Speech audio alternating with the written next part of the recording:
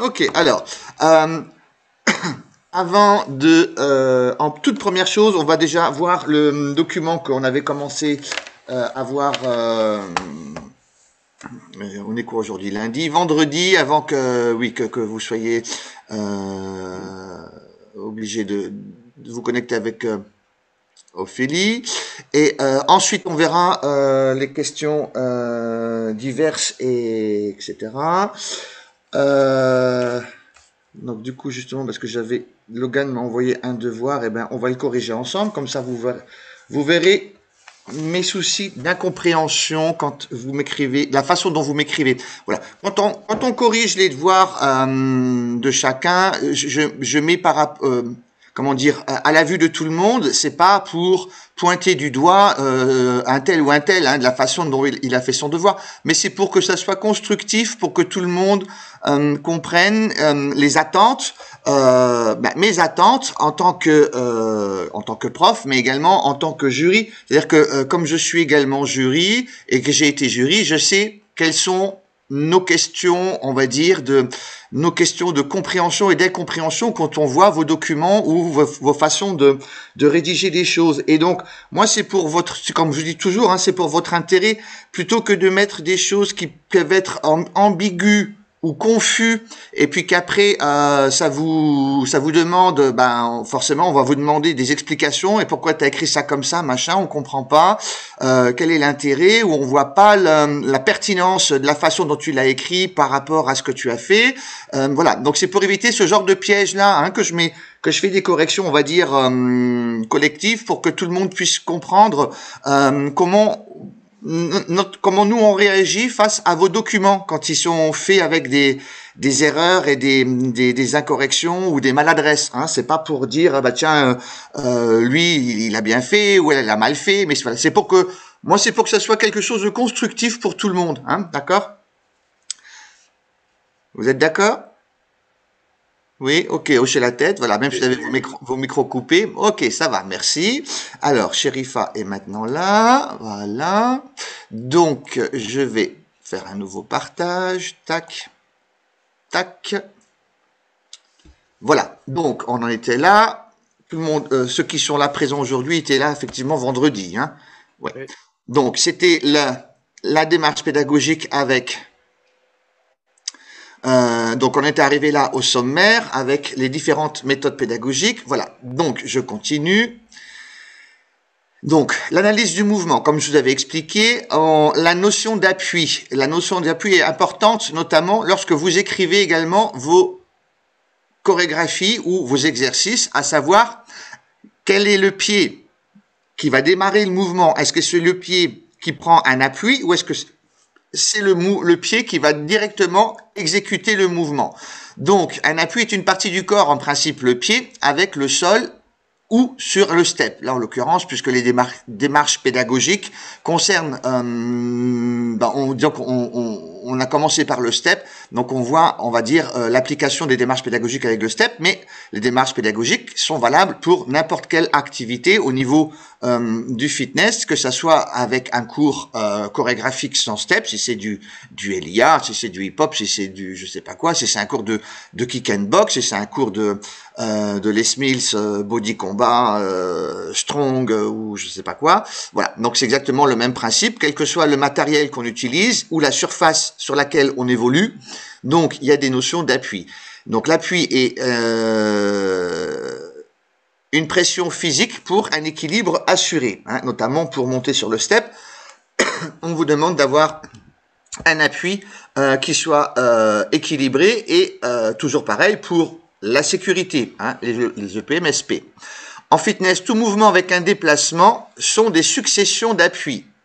Donc, marcher en avant, par exemple, est une succession d'appuis sur un temps binaire. Et si on fait des chassés ou des cha-cha, en avançant, en reculant ou latéralement, donc ce sont des successions d'appuis, mais avec une vitesse autre, en sachant qu'on utilise à ce moment-là les noirs. Et donc du coup, on obtient des mouvements binaires saccadés et alternés avec des contretemps. On distingue les appuis sur un pied ou sur deux pieds. Hein, logique. Maintenant, si on faisait des appuis, genre si on fait des burpees, ben, il va y avoir les appuis sur les pieds et sur les manos. Hein, voilà. Normalement, un appui simple équivaut à un compte musical. Donc, c'est ce qui permet notamment d'utiliser la musique comme support pédagogique au niveau de la cadence et du rythme à donner à vos mouvements. Donc, c'est pour ça qu'on vous habitue à utiliser le BPM, le battement par minute de la musique, pour pouvoir caler vos appuis sur le rythme de la musique. Ce qui permet d'avoir donc une succession d'appuis réguliers. C'est ce qui donne la cadence pour l'ensemble du groupe ainsi que le prof. Donc, il est important que le prof déjà soit bien calé sur sa musique pour donner et démontrer les mouvements. Sinon, ça va être l'anarchie au niveau du groupe. Chacun va exécuter la vitesse à sa façon si on n'utilise pas le BPM ou un autre système qui donne le tempo. Naguère, sur les bateaux qu'on appelait les galères, qu'est-ce qui donnait la cadence de la rame? Les coups de fouet. Le mec au tambour. Le métronome. Florian, il va falloir qu'on aille voir un psychologue, nous deux, tous ensemble, parce que je me pose des questions à ton sujet. Les coups de fouet, ok, oui, ok, bon. Dans le genre sadomaso, hein. Là, on distingue tout d'un coup un peu les aspirations de chacun. Hein. Ouais, on dit ça. Non, je rigole. Alors, bon, une succession d'appuis rapides, par exemple, cha-cha, chassé, 1 et 2. Donc, hein, vous comprenez bien la notion de contretemps qui est donc là illustrée par le « et » entre le 1 et le 2. Donc, je suppose qu'un des appuis soit au moins sur un contretemps, égale 3 appuis rapides. Donc, un ball change ou un switch est un changement d'appui avec un contretemps en moins. J'explique. À moins que tout le monde voit ce que c'est qu'un switch ou un ball change. Non. Vous avez déjà... mais pas un ball change. C'est la même chose. Ah, c'est que l'appellation terme qui change, en fait, du terme qui change. Mais vous l'avez déjà réalisé en plus. Attendez, j'ai abaissé la caméra. Vous savez, quand on a déjà fait... alors, attends. Là, du coup, maintenant, je sais ce qu'il faut faire. Il faut que j'arrête le partage d'écran. Sinon, après, Vincent va me dire, on te voit en double. Et j'ai compris ce que ça voulait dire, parce que moi, je vois pas effectivement le résultat. Et j'ai compris ce que ça voulait dire maintenant quand j'arrête pas le partage d'écran. En plus, il y a un décalage d'image entre la grande image que vous voyez et la petite en haut. Regardez la petite quand tu fais ça, parce que sinon, la grande, on a le son avant les... Oui, j'ai compris. Oui. C'est vrai que c'est pas génial. Alors, ça, c'est ma bouteille que vous n'avez pas besoin de voir dans le champ. Quand on fait un step, là, même au sol, là, quand je fais un cha-cha ou un pas de bourré, donc un cha-cha, c'est par exemple si je fais mambo cha-cha-cha, mambo cha-cha-cha. Au niveau des comptes, c'est 1, 2, 3 et 4. 1, 2, 3 et 4. Lent, vite. Lent, vite. Il y a 3 notions de temps, vite. D'accord? Si je fais un pas de bourré, c'est par derrière. 1 et 2, 3 et 4. 1 et 2, 3 et 4. C'est pareil, c'est vite. Par contre, ce qu'on appelle un switch, et ça vous l'avez déjà également fait sur un step, quand on fait, là je suis à la bonne longueur, quand on fait par exemple le mambo en haut, 1, 2, et qu'on fait le ciseau rapide, ça c'est un switch ou un ball change. 1, 2, change les appuis. Si je fais, par exemple, je suis donc du coup maintenant nouveau au sol. Si je fais 1, 2, là c'est pareil. Et 3, c'est un changement d'appui. Le fait de changer sur deux demi-temps rapides, et hop, c'était un ball change ou un switch. Donc le ball change ou switch suppose qu'il y ait seulement l'utilisation de deux demi-croches, hein, ou de deux noirs, et non trois comme un cha-cha classique. D'accord? Le principe, c'est le même, c'est changement d'appui rapide sur 2 ou 3 demi-notes rapides. Alors, je reprends mon partage d'écran. Hop. Hop, voilà. Board change ou switch, voilà, 2 appuis rapides. Voilà. Alors, je vais vous mettre de l'autre côté, voilà. Progression ou évolution? C'est assez gros. Oui, oui. Voilà. Est-ce que je peux, par contre, vous réduire? Moi, je peux vous coller un peu plus là. Voilà. Donc, on démarre généralement avec un pas neutre ou basique, comme marcher, basique, step, tap up ou des step touch. Quelle est la différence entre tap up et step touch, Damien? Tap up, c'est sans le step et step touch avec le step. C'est l'inverse. L'inverse? Bah ouais. Ah oui, exact. Si, c'est l'inverse, ouais. Parce que quand il y avait step, j'ai dit step. Dans ma tête, c'était. Mais ouais, c'est l'inverse. Alors, en résumé, la réponse, c'est quoi? Bah, tap up sur le step et step touch sans le step. Tap up sur le step et step touch Sans le step. au sol, quoi. Ah, au sol. Voilà, oui. Le mot step, ça veut simplement dire marcher, marche. Hein. Le step, après, il est devenu vulgairement parlé comme mot, enfin un mot vulgairement, on va dire populaire, pas vulgairement, mais il est devenu un mot populaire pour désigner le matériel de la marche du step, hein, du step Reebok en l'occurrence ou n'importe quelle autre marque. Voilà. Donc on se sert de pas de base. Confère, voir la liste des pas de base en step et en LIA. En LIA, je ne vous ai pas encore donné les pas de base. Je ne sais plus si je vous les ai déjà mis ou pas sur le drive. Qui va régulièrement sur le drive récupérer les documents? Florian Delcompte-Bernard qui rigole. Moi, j'ai pas fait attention, je sais pas. Vincent, lui qui va régulièrement chercher tous les documents. Vincent est dans l'électricité ou la plomberie apparemment. On n'entend pas. Mais en fait, j'entends pas tout. Je t'avoue que pour l'instant, les conditions sont difficiles. J'ai le plombier qui est en train de travailler à côté de moi. Il m'a dit qu'il avait fini dans 10 minutes. C'est ce que je disais. Ok, oui, il a la tête dans la plomberie. Ok, il n'y a pas de souci. Il y aura le replay de toute façon. Hein. Ok, donc, j'en suis où voilà, en step ou LIA. Ouais, voilà. Bah, la liste des pas de base en LIA, c'est la même chose. Enfin, c'est la même chose. C'est le même principe que pour le step. Hein, il y a une liste des pas, sauf que il y a des appellations qui sont un peu différentes. Et après, je veux dire, rien n'empêche, par exemple, le jazz square, hein, le croisé, que ça soit au sol ou sur le step, au départ, c'était un pas uniquement de LIA, fait en salle sur le dance floor. Et puis, on l'a amené, on l'a mis dans le step pour avoir une variante en plus.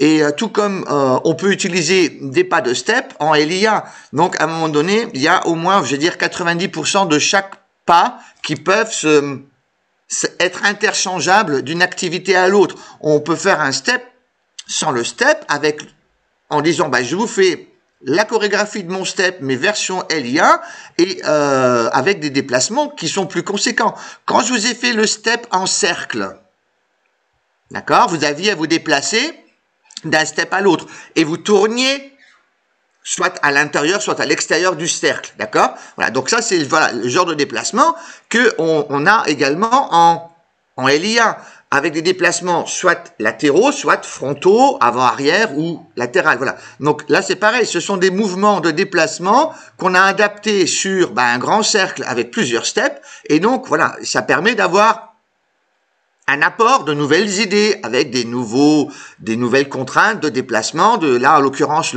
pour le step en cercle, une synchronisation, on va dire, de groupe qui est nécessaire pour que tout le monde puisse puisse pouvoir évoluer sur son bon step. Parce que si dans les décalages de step à step, il y en a un qui est en retard ou qui va dans le mauvais sens, et que vous vous retrouvez à 2 sur un step, ça pose problème. Hein, on est d'accord, voilà. Donc, on se sert des pas de base pour construire un enchaînement, et donc d'appuis successifs que l'on décline en variation de pas.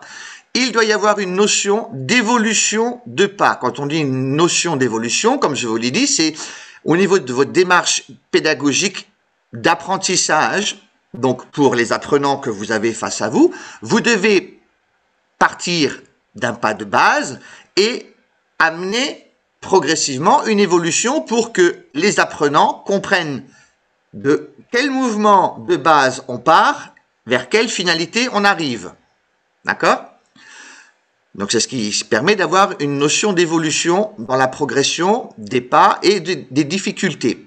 C'est pourquoi donc l'apprentissage doit utiliser des méthodes pédagogiques de progression. Le rôle de l'éducateur sportif, donc votre rôle, comme son nom l'indique, consiste à éduquer l'apprenant vers une progression constructive de son schéma corporel au niveau de sa tête. Ça veut dire qu'il apprend en comprenant et en assimilant, et donc du coup il assimile mieux parce qu'il comprend ce qu'il fait et ce vers quoi vous voulez aller, et donc du coup, le vécu de son schéma corporel dans l'espace avec une certaine rythmique imposée est d'autant mieux assimilé chez lui dans son cerveau pour pouvoir le reproduire un autre jour. Hein, c'est ce qu'on appelle donc le schéma neuronal. Donc la phrase suivante qui explique donc le vécu assimilé et accepté par l'apprenant sera mieux compris, le schéma neuronal et sensoriel pour pouvoir le reproduire plus aisément en sécurité. Ça veut dire qu'il le mémorise de façon plus ancrée dans son cerveau que s'il avait survolé et que si vous lui fassiez faire directement une variation sans qu'il ait compris comment on dit. J'aime pas utiliser le mot intelligent parce que ça voudrait dire que les autres qui réalisent les mouvements d'instinct sont plus bêtes, mais alors que c'est pas du tout le cas. Vous avez des gens, grâce justement à ce schéma, à des schémas, un schéma neuronal, des schémas neuronaux, ancrés dans leur cerveau, c'est ce qui permet on appelle ça d'augmenter la loi de la généralité. Ça veut dire qu'à un moment donné, dans le cerveau, il y a des actions qui sont ancrées sous certaines conditions, certaines contraintes, et qui permettent de pouvoir, à un moment donné, face à une nouvelle situation, se dire « ça, je serai capable de le faire » ou « je ne serai pas capable de le faire ». Hein, par exemple, quelqu'un qui a l'habitude de s'entraîner sur un mur d'escalade en salle. Le jour où il va se retrouver sur un rocher, un vrai rocher, dans les mêmes, presque dans les mêmes conditions, avec cordes, etc., sécurisées, il va se dire, ça me fait pas peur, j'ai déjà plus ou moins vécu la même situation. Vous comprenez ce que je veux dire? Au niveau mémoire, il y a déjà, je vais pas dire un espèce de semblant de vécu, mais un semblant de situation presque identique qui fait le rapprochement dans son cerveau et qui lui dit, ça, tu vas être capable de le faire. Tout comme si on vous demande de faire quelque chose pour la première fois, si on te demande maintenant de sauter d'un avion avec un parachute alors que tu l'as jamais fait avant ou que tu n'as jamais sauté avec même un élastique, par exemple, ça fout la pétoche parce qu'on se dit est-ce que je vais être capable de gérer mes émotions, est-ce que je vais pas mourir avant même de toucher le sol, est-ce que par voilà, on sait pas à l'avance, des fois, quelles vont être nos réactions de stress, de vécu, d'adaptation. Est-ce qu'on va être capable de s'adapter, de réagir dans les bonnes conditions avec les bons gestes? Oui, Florian? Oui. Oui, ok. Oui, voilà. Rémi aussi dit oui, ok. Oui, c'est bon. Moi, je suis aussi. Pourquoi on te voit pas, Rémi? Tu es dans les WC? Je suis sur mon ordinateur. Et non, j'ai pas de webcam sur mon ordinateur. Ah, ok, d'accord. Non, je pensais que tu étais peut-être au... Ah ben non, on est lundi, tu n'es pas à ta salle. Ok, oui. Non, mais j'en ai commandé une pour la semaine prochaine. Ouais, non, il n'y a pas de souci, oui. Non, il n'y a pas de souci. Moi, c'est une question indiscrète. Hein. Voilà. Donc, insinuer le plaisir et la satisfaction, donc l'ego, d'une activité physique épanouissante et productive. Les 4 hormones de bonheur veillent au bien-être de chaque individu. Hop, voilà. Donc, la musique égale support pédagogique. La musique doit être un outil qui apporte un plus, un bonus et une aide à la réalisation des mouvements dans l'espace. De par son tempo, sa structure mélodieuse, la musique va vous aider en tant qu'éducateur dans votre démarche pédagogique, dans un cadre directeur pour dispenser le contenu selon une vitesse donnée. Donc ça veut dire que puisque vous allez avoir l'habitude de donner vos cours en musique, la musique va être là justement, comme je vous ai dit, pour servir de cadre au niveau de la rythmique des mouvements à donner et à donner la cadence pour votre groupe. Ainsi, vous allez avoir vous-même en tant qu'éducateur une meilleure aisance pour pouvoir expliquer, et comme les gens en général qui suivent vos cours sont également habitués à travailler en musique, c'est ce qu'on appelle un outil facilitateur pour tout le monde, à la fois pour vous mais également pour eux, pour pouvoir suivre vos mouvements.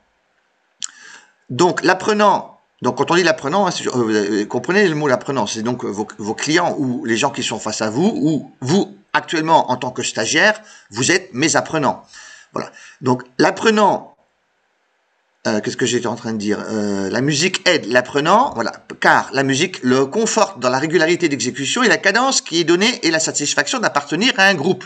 Donc la sensation, donc l'hormone de plaisir, de bien-être, qui est la satisfaction d'appartenir à un groupe dans sa cohésion et son union, son unité, on va dire, de réalisation, de la mesure où il y a une synchronisation et une acceptation. À ce moment-là, quand tout le monde réalise et réussit le même mouvement, il y a, on va dire, pied d'égalité pour tout le monde, que ce soit quelqu'un de nouveau, quelqu'un d'ancien, quelqu'un qui soit doué, pas doué, voilà. Quand il y a une notion de réussite qui est collective et globale, ça donne un effet positif de satisfaction sur l'action accomplie. Ça, j'ai réussi individuellement, mais également avec un groupe.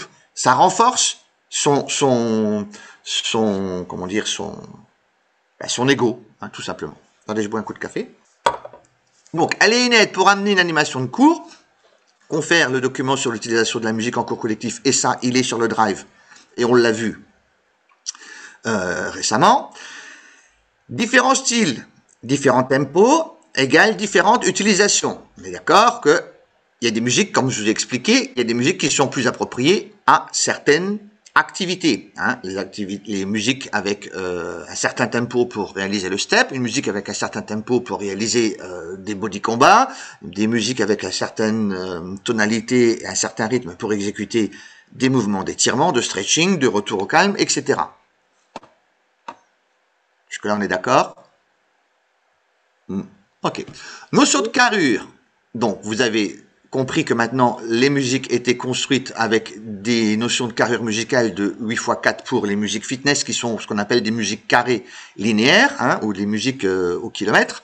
Notion de phrase musicale de 8 temps. Donc, notion de phrase musicale de 8 temps qui permet également de caler la réalisation des mouvements, et une notion de cruise, le fameux grand 1. Grand 1 qui se trouve en général au début de... Le grand 1 se trouve au début de quoi? De chaque carrure musicale. Oui, de chaque carrure musicale. Notion d'énoncer les consignes au moment opportun. Qu'est-ce que ça te parle, Florian? Oui, c'est au niveau de la troisième phrase musicale qu'on doit annoncer les carrures. C'est ça. Voilà. Dans l'idéal, c'est ça. Oui. Notion d'annoncer un décompte pour une synchronisation. Bah, du coup, au niveau de la quatrième phrase musicale, à la fin de la quatrième phrase musicale. Oui. Quelles sont les deux façons d'annoncer un décompte? 5, 6, 5, 6, 7, 8. Ou 1, 2, 3, 4, 4, 3, 2, 1. C'est ça. Merci le plombier. Ensuite, le choix de la musique et de son utilisation restent des facteurs déterminants pour l'éducateur sportif, mais aussi pour les apprenants. Ça veut dire que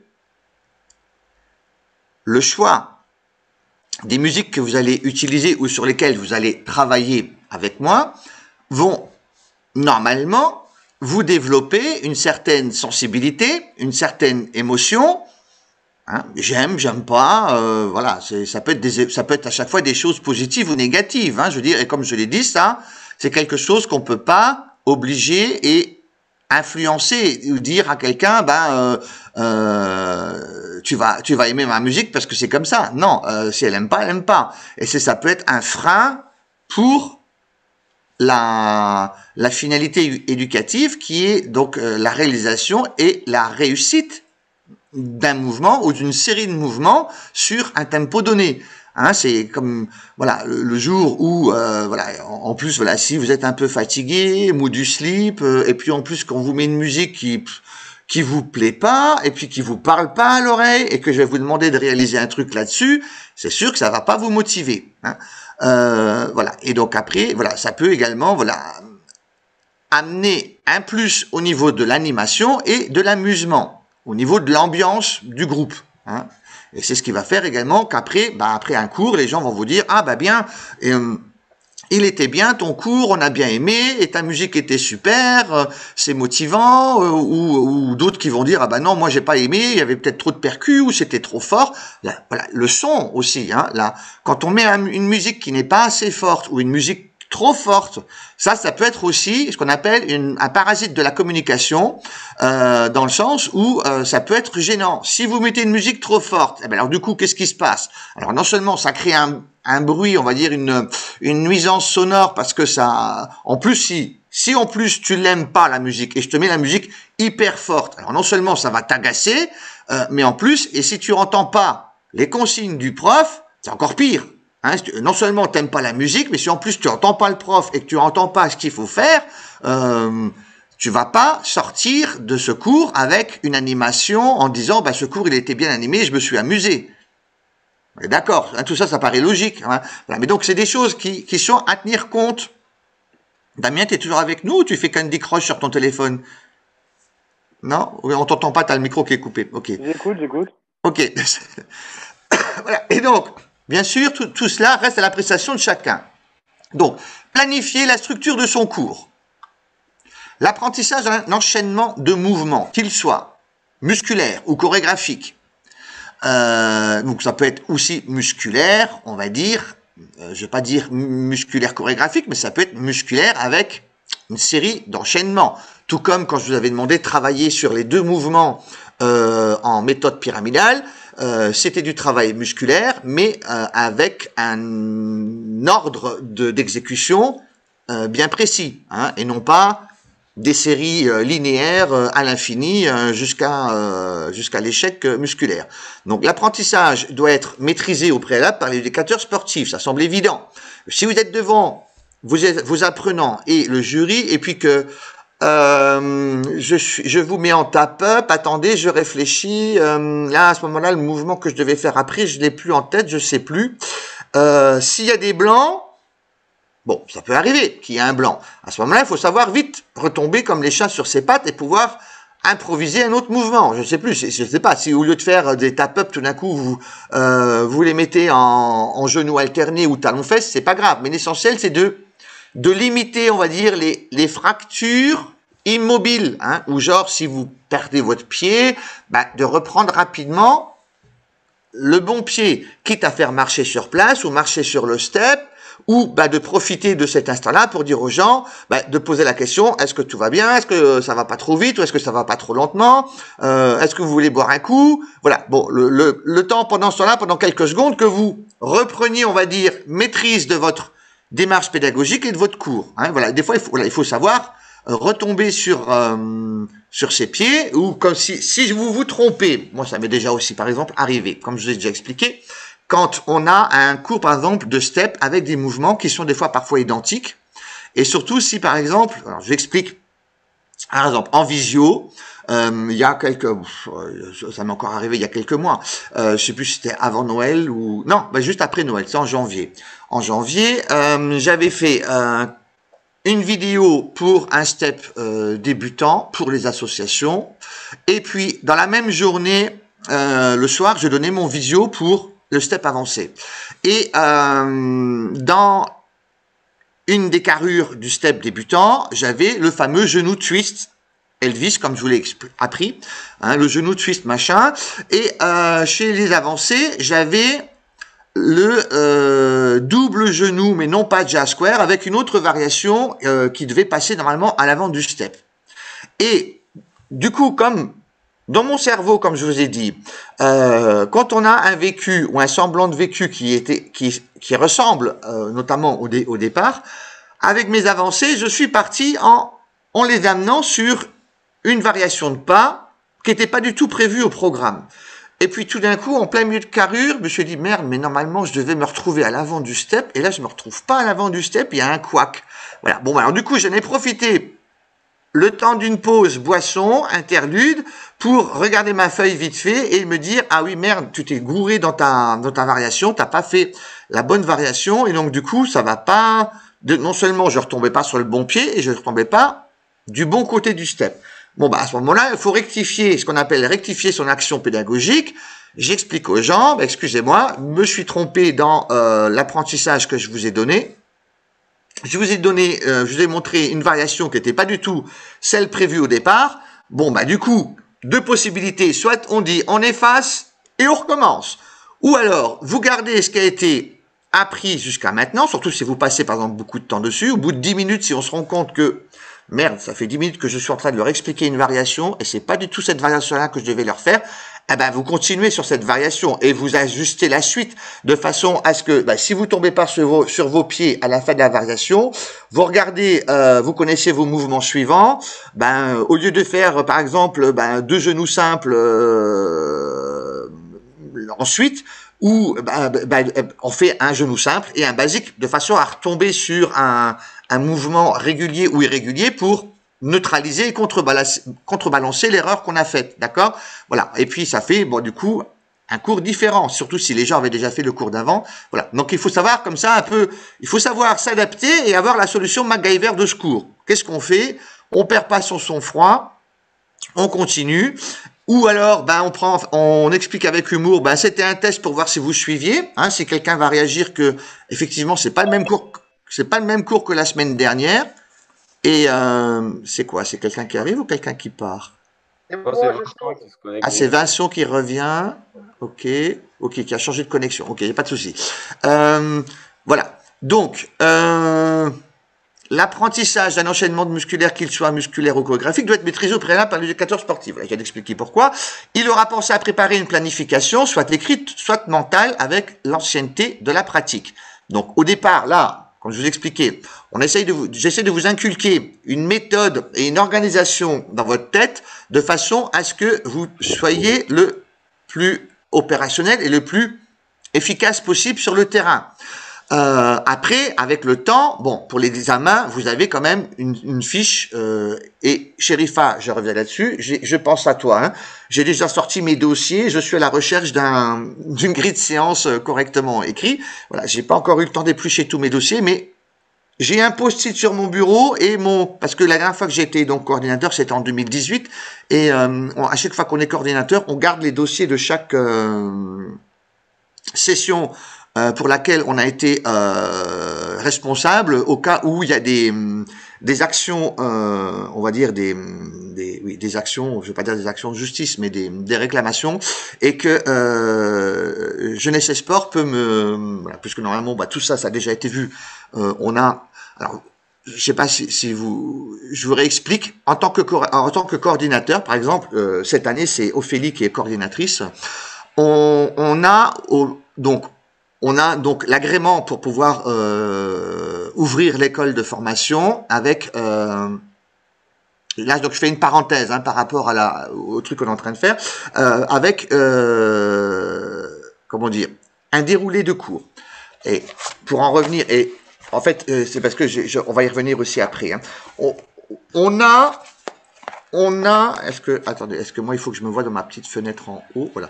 On a un référentiel, et chose que vous pouvez également trouver sur internet, hein, ça s'appelle tout simplement, c'est le référentiel du BPEPS, du BPGEPS AF. C'est une loi, un décret qui dit exactement quel doit être le contenu des différents cours que l'école de formation l'école de formation, on appelle ça une OF, hein, école de formation ou organisme de formation, que l'organisme de formation doit dispenser et quelles sont les conditions d'examen pour que ça soit agréé par Jeunesse et Sport. Donc, quand on fait une demande d'agrément et d'habilitation, on doit présenter, parce que les textes sont quand même assez mal faits, hein, faut le dire, voilà.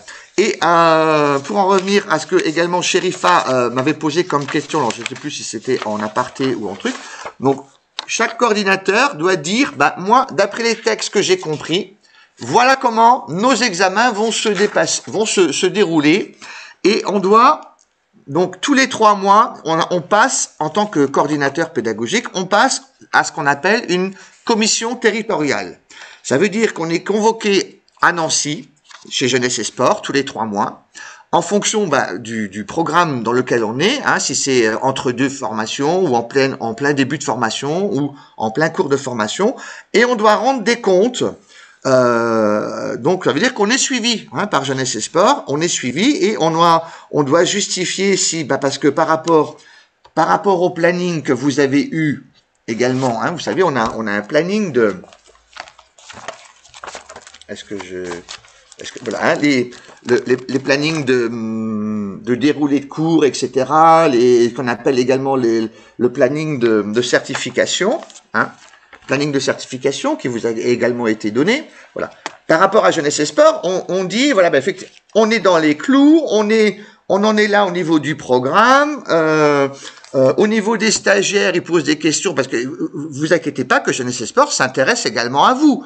Chacun d'entre vous a une fiche qui est ouverte chez Jeunesse et Sport avec, je veux dire, vous n'êtes pas dans l'ombre, hein. Ils ont connaissance de votre identité. C'est pour ça que au niveau des examens, vous avez une fiche qui est ouverte et chaque 3 mois, le coordinateur pédagogique doit dire, oui, un tel est là, il est bien présent, il suit les cours, il va également sur son lieu de stage et comment se passe l'alternance, le Jeunesse et Sport demande, et donc tel stagiaire est en stage dans quel club.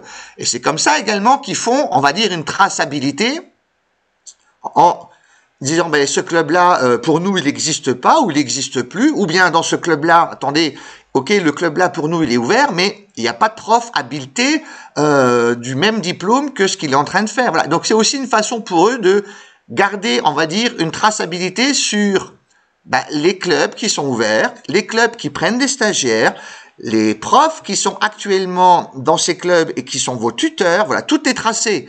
Hein, et voilà, juste que vous sachiez que vous n'êtes pas juste, on va dire, vous êtes en direct en relation avec nous, mais si vous faites jamais un recours avec Jeunesse et Sport, ils ont vite fait de retrouver qui vous êtes et dans quelle école de formation vous êtes, chez qui vous êtes en stage, etc. Bref. Et donc, Jeunesse et Sport, pourquoi je parle de Jeunesse et Sport? Les examens, peut-être. Planification, oui, voilà. Et pour en revenir à ce que tu voulais savoir, Sherifa, voilà, et ça je reviendrai après dessus. Normalement, voilà, Ophélie doit vous faire parce que voilà. Et donc, on fait un, comme je vous ai dit, un listing du déroulé des examens. Et moi, pour en revenir à ce que je vous disais, l'UC3 et l'UC4, bon, pour Sherifa, c'est clair, comme elle est que en option A, en fait, elle a pas le choix. Normalement, j'explique le truc, c'est que en UC3, lorsque vous êtes en bimension, vous avez le choix de dire, je passe mon UC3 avec l'option A, fitness, ou je passe l'UC3 avec l'option B, musculation. D'accord? Donc ça, c'est déjà un choix qui s'offre à vous quand vous êtes inscrit dans les 2 mentions. Sherifa est inscrite uniquement en option A. Tout comme, par exemple, on va dire Monsieur Lorenzo et Monsieur Dimitri sont inscrits uniquement en option B. Donc eux, ceux qui sont inscrits en option B, ils n'ont pas le choix. Ils vont passer l'UC3 obligatoirement dans l'unique mention dans laquelle ils sont inscrits. Bon, je ne vais pas vous m'étaler sur l'UC3 option B, mais vous, vous avez donc la possibilité, et que ce soit avec l'option A ou l'option B, il faut présenter un, comment on appelle ça, un cycle d'animation. Voilà. Donc, pour l'option A, c'est un cycle d'animation avec 3 séances. Alors moi, normalement, j'ai regardé, comme je vous disais, je pensais que c'est, en fait, c'est au niveau de l'UC4 que vous avez une demi-heure que vous passez. Parce que en l'UC4, vous avez une démonstration et une conduite. Par contre, l'UC3, c'est pas une demi-heure, c'est 20 minutes. Donc, pour en revenir à nos moutons, l'UC3, c'est 20 minutes de cardio, chorégraphique ou non chorégraphique, step ou autre chose, 20 minutes de renforcement musculaire et 20 minutes de stretch. Ce qui nous fait 3 fois 20 minutes, ça nous fait, allô, calcul mental, 1 heure. 1 heure, 60 minutes, voilà. C'est pour ça que c'est calé sur 60 minutes, 1 heure. Donc du coup, voilà. Donc du coup, je repositionne ce que je vous ai dit. Pour l'UC3, vous n'aurez pas le temps de passer 3 blocs sur une demi-heure, hein, en l'occurrence, parce que je disais aussi à Vincent, avec sa méthode de bloc déjà latéralisée, il n'arrivera pas à tenir la demi-heure avec seulement 2, mais en fait, c'est 20 minutes. Donc, si c'est sur 20 minutes, qu'on enlève 8 minutes d'échauffement, entre 5 et 8 minutes d'échauffement, 5 minutes de retour au calme, donc il reste que, sur 20 minutes, il reste finalement que 10 minutes. Donc, en 10 minutes, un bloc, on va dire, bien ficelé, ça passe. Donc, c'est pour ça qu'il ne faut pas que ça soit un bloc qui soit trop facile non plus, parce que 10 minutes, c'est trop long. Il ne faut pas que ça soit un bloc trop compliqué, parce qu'à ce moment-là, 10 minutes, c'est pas assez. Parce qu'à ce moment-là, quand c'est un bloc avec des variations niveau élevé, à votre niveau, je pense qu'il vous faudrait plutôt un quart d'heure. Mais on va dire, c'est pour ça qu'on vous demande pas un bloc d'un niveau élevé, mais d'un niveau, on va dire, intermédiaire. Et en 10 minutes, vous passez qu'un bloc. Mais sur papier, il vaut mieux prévoir 2 à ce moment-là, et en sachant que vous allez passer ce premier bloc.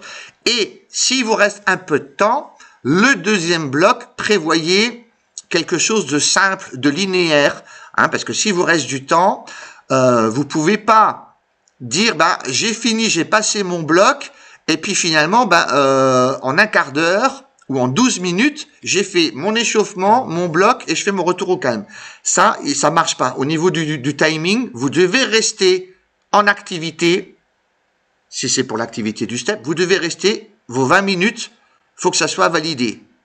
Alors, à 1 ou 2 minutes près, ok. Si vous arrêtez à 18 minutes au lieu de 20, ça passe. Mais si vous arrêtez 5 minutes avant, donc à 15 minutes, là, le jury a pour ordre de ne pas valider votre séquence.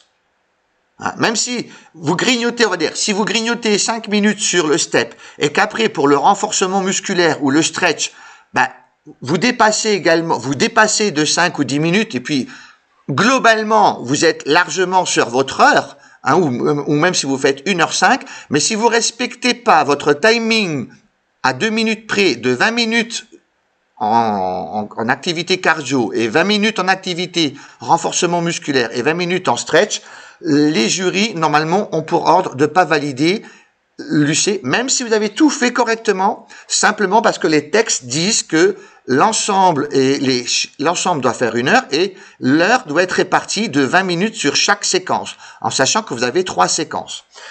Et pour pouvoir vous faire passer sur ces séquences, donc vous devez présenter un cycle d'animation.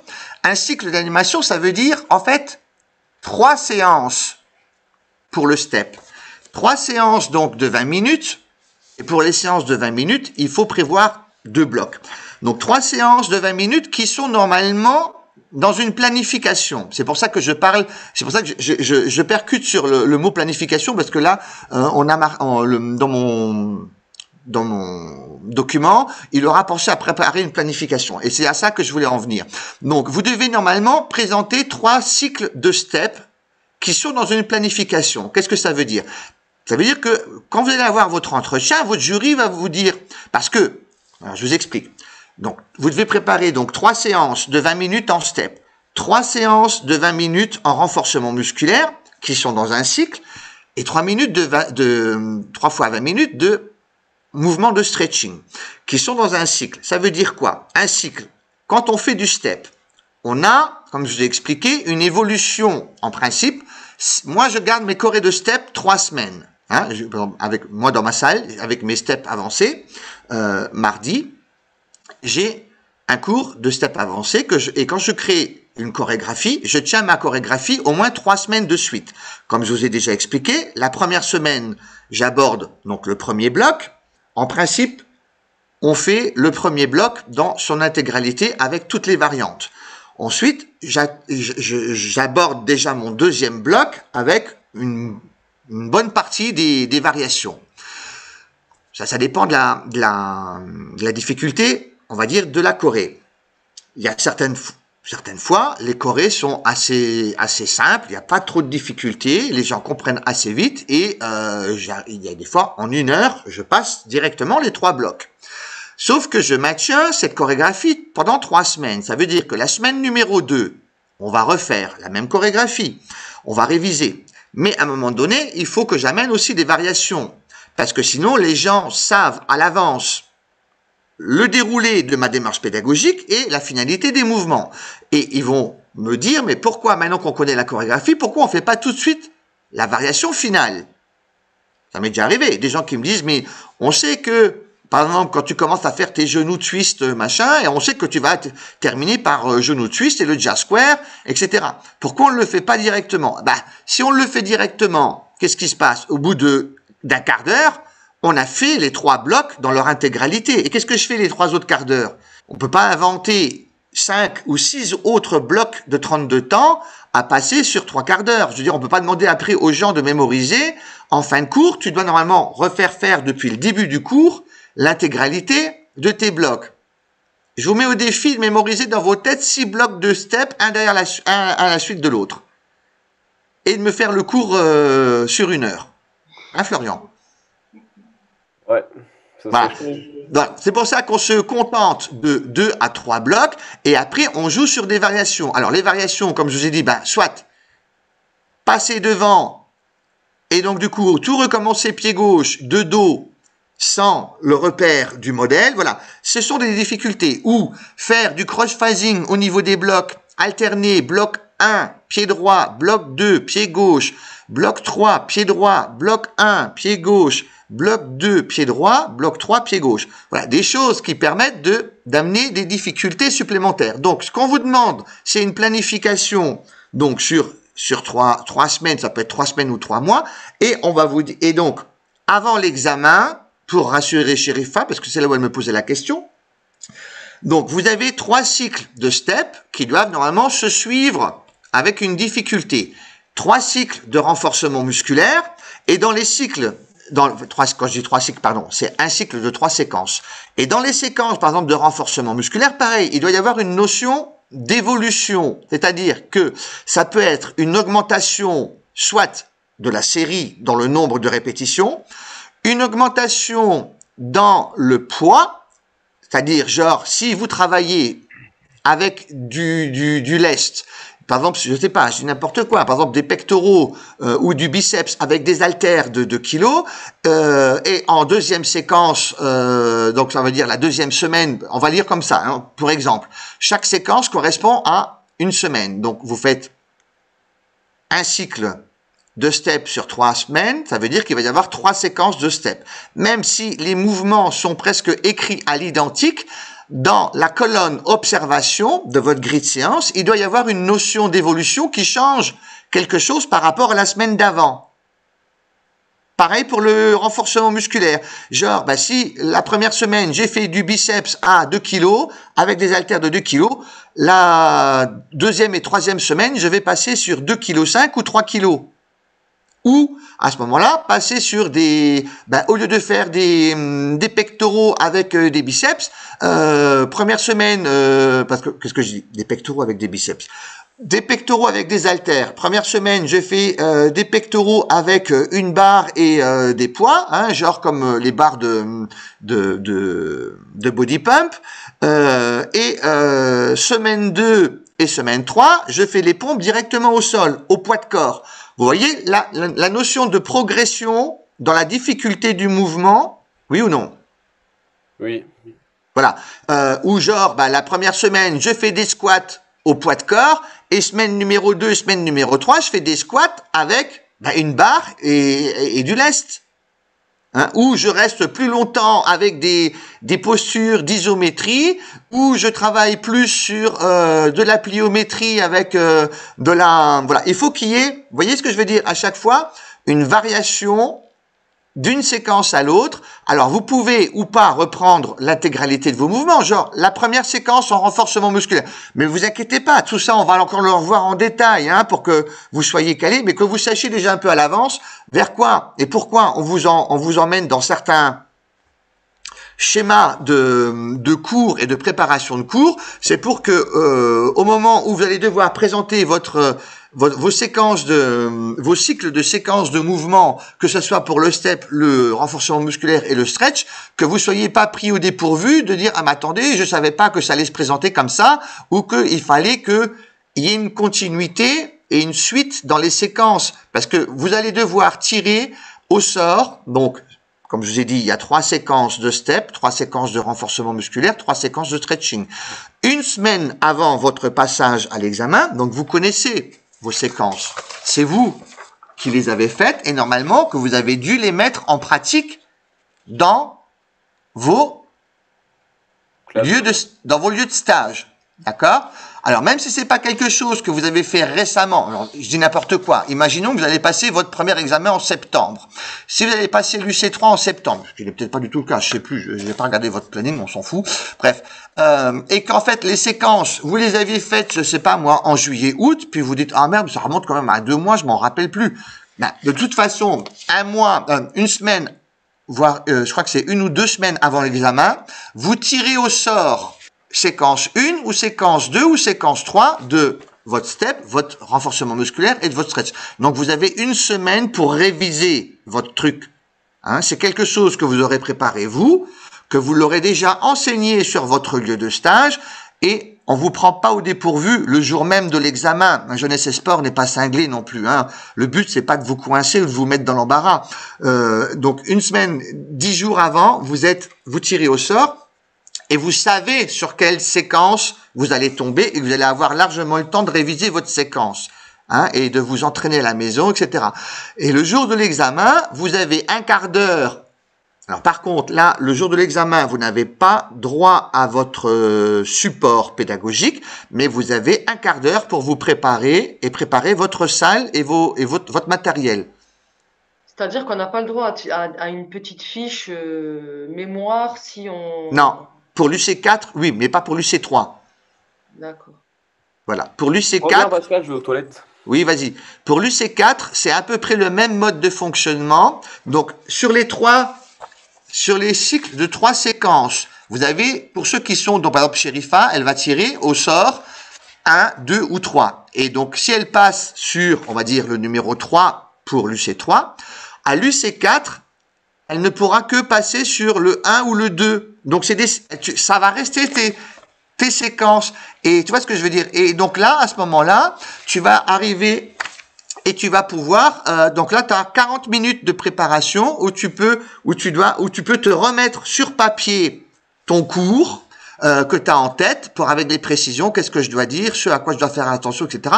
Mais ça, c'est pour toi. Et pendant ton cours, tu as le droit d'utiliser tes notes que tu viens de préparer avant de passer ton examen, mais au passage du jury, ils sont pas obligés de te demander tes notes. Par contre, je veux dire, ça peut être quelque chose de positif, genre sur le terrain, j'ai dû m'adapter et faire autre chose, ça m'a mis dans l'embarras, mais par rapport à ce que j'avais préparé, moi, vous voyez, normalement, j'avais prévu de faire ci ou ça, puis finalement, parce que le seul truc que, comme je dis, Jeunesse Sport veut pas vous prendre au piège, mais Jeunesse Sport a quand même émis une condition. Vous allez donc dérouler un des cours que vous avez préparé, mais par contre, il vous met une contrainte que vous ne pouvez pas gérer, c'est le public. C'est-à-dire que vous allez travailler avec un public qui sera pas habitué à vous. Et vous ne serez pas habitué au public. Donc voilà, c'est la seule contrainte qui, par rapport à votre... et là, c'est là où on demande à ce que l'éducateur sportif soit capable, comme je vous ai dit, de s'adapter. Hein, genre, si j'ai fait un corps de cours qui est, je vois que c'est trop élevé et que face à moi je demande, est-ce que tout va bien, est-ce que vous avez déjà pratiqué du step, et que la moitié des gens vont vous dire, moi j'ai un problème de genou, ou comme Damien, moi j'ai un problème de pubalgie. D'autres vont vous dire, moi je fais du step, mais ça fait longtemps que j'en ai plus fait. Et puis là, je viens de me faire une entorse la semaine dernière en courant. Donc tout ce qui va être les pas sautés, ciseaux, machin, finalement, je peux pas faire. Il va falloir que vous donniez, comme je vous ai dit, une pédagogie différenciée. C'est-à-dire qu'il va falloir proposer des mouvements plus simples ou moins sautés pour ces personnes-là, ou dire écoutez, puisque plus de la moitié ont ou des problèmes de genoux ou de dos ou de cheville, moi au départ j'avais prévu de faire un truc qui était assez cardio, mais finalement je vais vous le faire de façon plus cool. Et puis du coup je change également ma musique, au lieu de vous mettre un 135 BPM, je vais vous mettre seulement un 128 BPM. Voilà. Et c'est ça que le jury attend de vous, que vous sachiez vous adapter et adapter votre contenu de cours par rapport au public que vous avez face à vous, le jour de l'examen. C'est eux qui choisissent le public? Alors, le public, normalement, c'est Ophélie qui va choisir le public. C'est-à-dire que c'est Ophélie, c'est le coordinateur pédagogique qui est chargé de dire, je constitue un public et il faut qu'il y ait un minimum de 6 personnes. Si Ophélie n'arrive pas à trouver 6 personnes et qu'elle n'en a que 4, à ce moment-là, on peut dire, puisque les conditions, parce que c'est dans les textes, de loi, le texte de loi dit qu'il doit y avoir au moins 6 personnes. Parce que s'il y a que 2 ou 3 personnes, et si en plus tu ramènes des gens de chez toi, de ta salle ou de ton assos, il faut que tous les stagiaires passent leur examen dans les mêmes conditions. Qu'il n'y ait pas de favoritisme. Hein, parce qu'à ce moment-là, l'examen se passe dans le centre de formation et il faut pas que au départ, parce que avant la réforme de 2016, les examens se passaient dans le lieu de stage de chaque stagiaire. Oui, voilà. J'ai cru voir ça. C'est pour ça que je me dis, si c'est au centre de formation, déjà c'est bien parce que c'est un lieu qu'on connaît. Que vous connaissez, voilà. Et je sais que nous, pour le CQP, on avait même pris des cobayes. Les cobayes, c'était des gens qu'on connaissait de notre promo et on faisait ça entre nous finalement. Parce qu'ils avaient du mal ça dépend. Alors, ça dépend de, comme je vous ai dit, nous, quand on amène notre proposition de déroulé d'examen par rapport au texte, comme je vous ai dit, les textes, il y a pour certaines parties des textes qui sont des fois très explicites et même trop où on se perd parce qu'on comprend plus. Il y a des phrases où ils disent l'inverse de ce qui a été dit dans la phrase au-dessus, donc du coup on sait plus comment interpréter. Et donc c'est pour ça que chaque coordinateur pédagogique doit dire moi au vu des textes, voilà ce que j'ai compris, voilà ce que j'ai retenu, et je pense qu'il est équitable de faire comme ceci ou comme cela. Et Jeunesse et Sport dit ok, votre façon de faire, ça nous convient, on accepte. Et c'est pour ça que d'une école de formation à l'autre, il peut y avoir des petites différences. Hein, comme là, je vous ai dit, normalement, c'est des cycles, des séquences de 20 minutes. Dans d'autres centres de formation, s'ils disent, nous, finalement, on opte pour le format une demi-heure, 30 minutes, on va rester sur 1h30. Mais le problème, c'est que, en tant qu'organisme de formation, on doit mobiliser les jurys. Quand vous êtes, par exemple, 6 ou 7 stagiaires à passer, ça veut dire que, déjà, avec des séquences de 20 minutes, ça veut dire 1 heure d'examen. Vous devez arriver, généralement, puisque vous avez un quart d'heure de préparation avant, ça veut dire que tu vas arriver une demi-heure encore avant. Donc, tu as 1 heure pour l'examen, tu arrives une demi-heure avant pour la présentation et ta préparation, et après ton heure d'examen, tu as encore un entretien de 15 à 20 minutes avec un jury. Ça veut dire qu'en tout, tu es presque mobilisé pendant 2 heures. Pendant ce temps-là, qu'est-ce qu'on fait avec les autres cobayes? Tu vois ce que je veux dire? Il y a des temps, du coup, il y a des temps morts. Les cobayes sont à chaque fois 20 minutes en stand-by. Et tu as des gens, on peut pas mobiliser des gens 4 heures ou 6 heures sur une journée avec des temps morts de 20 minutes de 20 minutes toutes les heures. Tu vois ce que je veux dire? Alors c'est pour ça aussi, il y a un problème d'organisation et de timing, alors qui fait que chaque coordinateur ou coordinatrice dit, écoutez, pour le bon déroulement d'examen, ou si, imaginons si vous étiez une quinzaine à passer l'option A, ça veut dire qu'il faut qu'on organise les examens et la mobilisation de salles.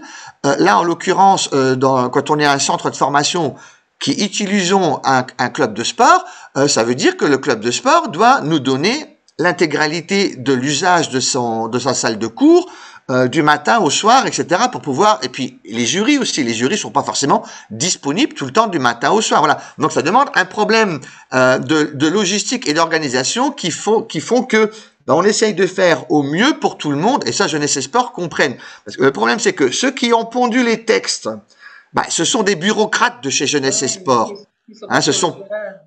C'est pas des gens qui sont du terrain, c'est ça le problème. Et quand on leur dit mais vous vous rendez pas compte, déjà faire venir un stagiaire pour 2 heures, bon, pour un passage d'examen ça passe encore, mais mobiliser un groupe de jury, et ils veulent que les jurys soient les mêmes pour que chaque stagiaire ait les mêmes conditions de jury, et les cobayes, comme tu dis, on peut pas bloquer des cobayes. Alors du coup, effectivement, il se peut que on soit amené à vous dire, Chérifa, est-ce que tu peux nous amener 1 ou 2 filles de chez toi? Florian, est-ce que tu peux nous amener 1 ou 2 clientes de chez toi? Et on va faire un roulement de façon à ce que ce soit pas toujours les mêmes qui travaillent avec si, par exemple, les 2 clientes de Chérifa. Elles seront pas pour Chérifa, elles vont être pour Florian. Les 2 clientes que Florian va ramener, ça sera pour Chérifa. De façon à ce que vous soyez pas favorisés par rapport aux autres. Si Rémi dit, moi, de mon club, il y a personne qui peut venir, donc voilà, c'est ce que je veux dire. C'est pour pas créer des inégalités et qu'il y en a un qui se retrouve avec des gens qu'il connaît face à lui, et le stagiaire d'après, il se retrouve qu'avec des inconnus face à lui. Donc voilà, il y aura de toute façon un équilibre qui est fait de façon à ce que tout le monde passe les examens dans les mêmes conditions, qu'il n'y en ait pas un qui soit défavorisé ou favorisé par rapport aux autres. Mais vous inquiétez pas, tout va bien se passer. Chérifa, elle est déjà en stress. J'ai une incompréhension au niveau des cycles, comme tu as dit. Donc, séquence, oui. Des fois, j'ai utilisé le mot cycle au lieu de séquence. Il faut en résumé, pour l'UC3 et l'UC4, pour toi, en l'occurrence, puisque tu fais que l'option A, il faut que tu prévois 3 cours de step de 20 minutes, 3 cours de renforcement musculaire de 20 minutes et 3 cours de stretching de 20 minutes. Alors, dans les cours de stretching, les mouvements, comme j'ai dit, tu n'es pas obligé de faire à chaque fois 3 cours de mouvements différents. Tu peux, par exemple, en séquence 1, tu dois faire 3 cours de step. Ça veut dire 3 fois 2 blocs. Séquence 1, tu vas me créer un bloc 1 avec un bloc 2. Dans la séquence 2, moi, je te conseille de prendre le bloc 2 de la première séquence et tu me crées un 3e bloc. Et pour la séquence 3, tu prends le 3e bloc ou le 4e bloc de la séquence 2 et tu me crées un 4e bloc. Tu vois ce que je veux dire? Qu'il y ait une continuité, c'est ça, voilà. Et pareil pour le renforcement musculaire. Tu peux avoir des biceps, du triceps. Alors, en fait, tu vois bien, sur 20 minutes, il faut utiliser les groupes musculaires principaux, voilà. Par contre, ne me faites pas.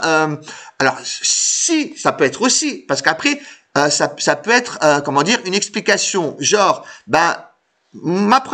pour mes 3 cours de renforcement musculaire, mon premier cours de renforcement musculaire, ça concerne que le haut. biceps, triceps, épaules, deltoïdes, parce que dans ma séquence, c'est comme ça. Première semaine, je fais que le haut. Deuxième semaine, je fais que le bas. Et ma troisième semaine, je fais que des abdos et du gainage, par exemple.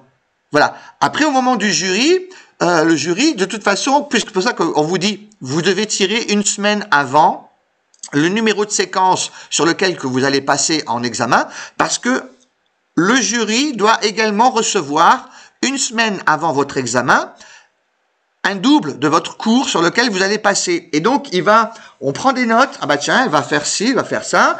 Pourquoi elle fait que des abdos? Genre, pourquoi elle va faire pendant 20 minutes des abdos et du gainage? Ça c'est pendant l'entretien que tu vas expliquer. J'ai tiré au sort la séquence là. Dans ma planification, on est dans la semaine où c'est ciblé sur non pas un fac complet, mais je travaille uniquement les fessiers et le gainage et les abdos. Voilà. Et c'est comme ça que tu justifies. Voilà. Mais en principe, voilà, c'est ce qu'on appelle justifier sa séquence dans le cycle. C'est ça. Mais eux, quand tu dis que, voilà, si je tire par exemple la séquence 2 d'un cours de step, donc je vais faire mon cours de 20 minutes, ça veut dire que bien avant ça, quand tu dis qu'ils veulent ton cours, c'est qu'ils veulent la séance complète pour voir moi où je me situe. Non, juste la séquence. Oui, non, la séquence. Eux, de toute façon, ils reçoivent ton livret complet avec la première, la deuxième, la troisième. Donc, on regarde déjà s'il y a une suite logique entre la première et la troisième séance. Est-ce qu'il y a une progression? Est-ce que, comme je te l'ai dit, est-ce que en step, tu vois, bloc 1, bloc 2 pour la première séquence. Dans la deuxième séquence, elle reprend son bloc 2 plus un troisième, on va dire un autre bloc qui fait, en fait c'est le quatrième, mais ça fait bloc 3, etc. Il y a une suite logique dans la construction, voilà. Et là on comprend de toute façon que ce sont des cours qui sont normalement prévus pour être faits. Alors quand je dis cycle, je dis semaine, mais ça peut être sur 3 mois.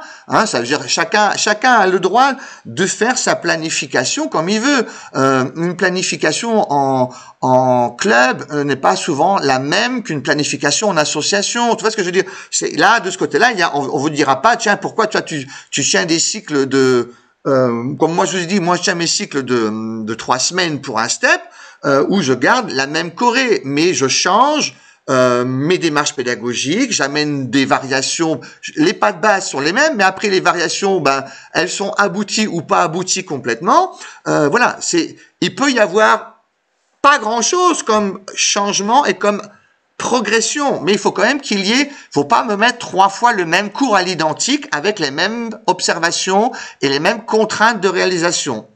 Ça peut être, par exemple, si c'est fait à ce moment-là, si c'est les mêmes mouvements, par exemple en step, genre la première semaine, je l'effectue sur du 128 BPM. La deuxième semaine ou la deuxième fois que je refais mon cours, je le fais sur du 132 BPM ou sur du 135. Et à ma troisième séquence, là, je passe sur du 140.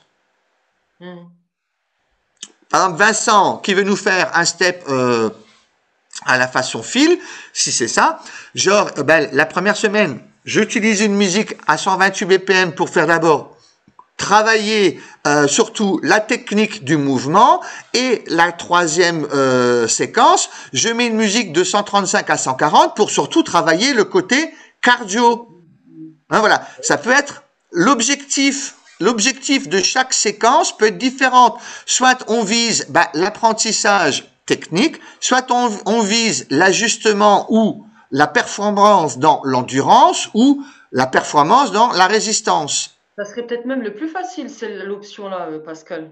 Oui, mais après, vous êtes libre de, moi, je vous dis comme je vous ai dit, toutes les possibilités sont ouvertes, voilà. Après, c'est à vous, effectivement, de prendre, et ne vous inquiétez pas, de toute façon, avant que vous finalisiez votre carnet d'entraînement et votre Ophélie et moi, on va y jeter un œil, et c'est pour ça que dès maintenant, je suis en train de vous dire, attention, quand tu marques ça comme ça peut être ambigu, ça. Mais votre truc, de toute façon, il va être visé et révisé par Ophélie et par moi nombre de fois avant qu'on vous dise, OK, ça va être ta version finale et c'est ce qu'on va présenter et sur lequel tu vas tirer au sort pour qu'on puisse également le présenter au jury. Donc, vous inquiétez pas qu'on est là pour vous dire, non, attention, là, tu vas prendre des risques, tu risques de te planter, c'est pas bon ou c'est dangereux. Vous inquiétez pas, on est là pour vous dire qu'est-ce qui est le plus facile, enfin, qu'est-ce qui est le plus facile? Qu'est-ce qui est le plus pertinent? Parce que forcément, on peut pas vous laisser non plus sur des trucs trop faciles, mais qu'est-ce qui est le plus logique et le plus,